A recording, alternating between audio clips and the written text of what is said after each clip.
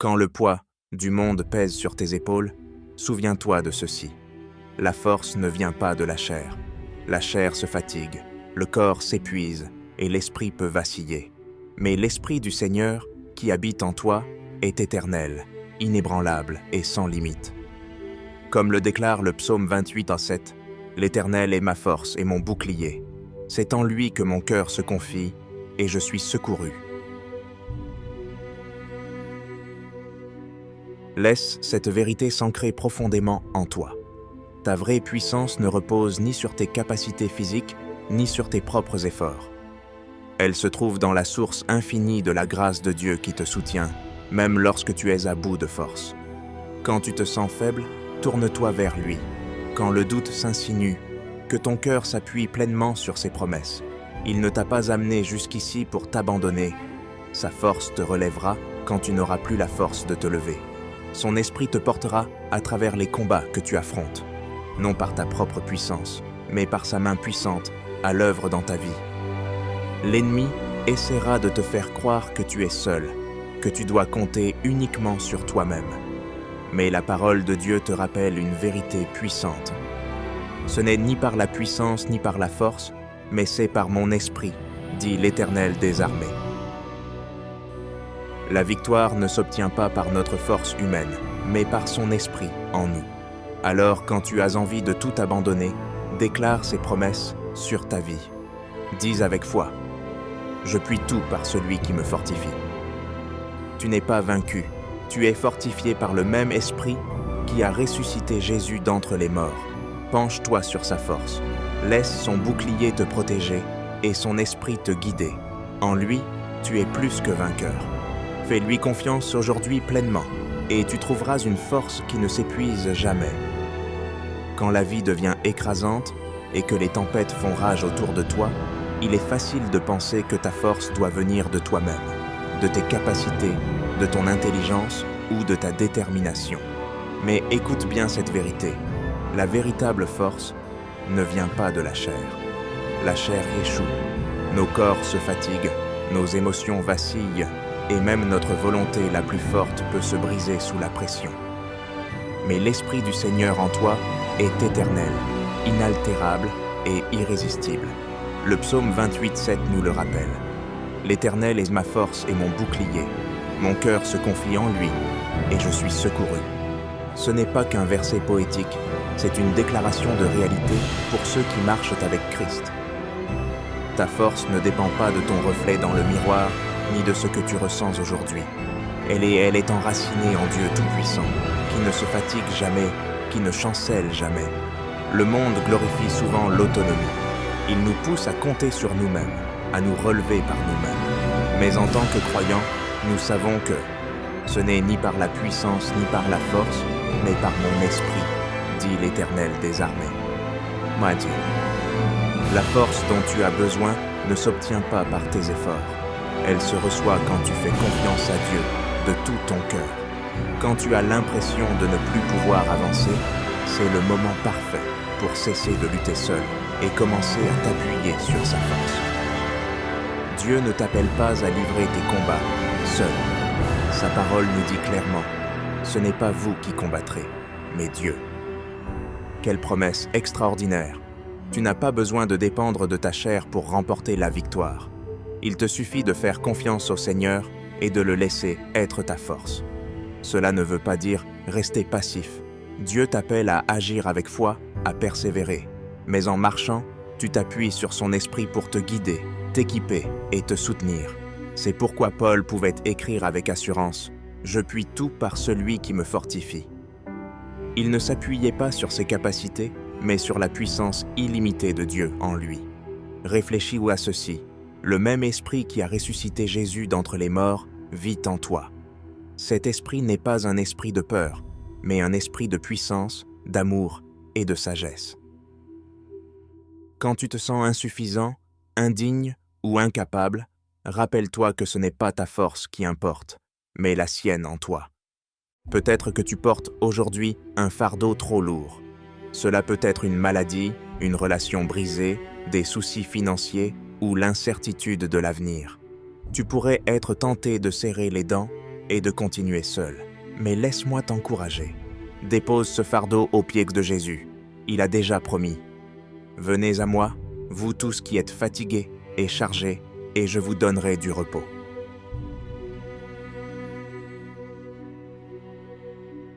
Dieu ne veut pas seulement te donner de la force, il veut être ta force. Il est ton bouclier, ton protecteur, celui qui te soutient quand tu es sa terre. Sa force s'accomplit dans ta faiblesse. Ma grâce te suffit, car ma puissance s'accomplit dans la faiblesse. Alors n'aie pas peur de reconnaître que tu ne peux pas y arriver seul. Ce n'est pas un échec, c'est de la foi. Chaque victoire biblique est née de la puissance de Dieu. David n'a pas vaincu Goliath par sa force, mais par sa foi. Moïse n'a pas ouvert la mer Rouge par ses propres moyens, mais par l'Esprit de Dieu. Même Jésus, en tant qu'homme, s'est appuyé sur la force du Père pour accomplir sa mission. Fais de cette prière la tienne aujourd'hui. Seigneur, je ne peux pas faire cela par moi-même. Je suis faible, mais toi tu es fort. Sois ma force, mon bouclier, mon guide. Je mets ma confiance en toi, sachant que tu me soutiendras. Quand tu adoptes cette vérité, tu expérimentes une paix qui dépasse tout, un courage qui défie les circonstances et une force qui va bien au-delà de ce que tu pensais possible. L'Esprit de Dieu en toi est suffisant. Fais-lui confiance, appuie-toi sur lui et avance dans la certitude que le Seigneur est ta force et ton bouclier.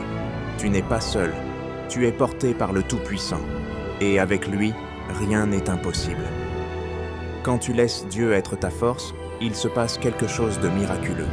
Tu expérimentes la liberté d'arrêter de lutter seul, de ne plus craindre l'échec, de ne plus te sentir écrasé par le poids du monde. Tu comprends alors que ta valeur ne dépend pas de tes réussites, de ton apparence ou de ta perfection. Elle est déjà assurée en Christ, qui t'aime profondément et qui combat pour toi chaque jour. Dans les moments où la vie est la plus lourde, Dieu murmure « Ma grâce te suffit, car ma puissance s'accomplit dans la faiblesse. » Ton insuffisance n'est pas une honte, c'est une opportunité pour que sa force brille à travers toi. Pense aux batailles que tu as déjà traversées, et combien de fois as-tu cru que tu ne t'en sortirais pas? Et pourtant, te voilà, debout, témoignage vivant de la fidélité de Dieu.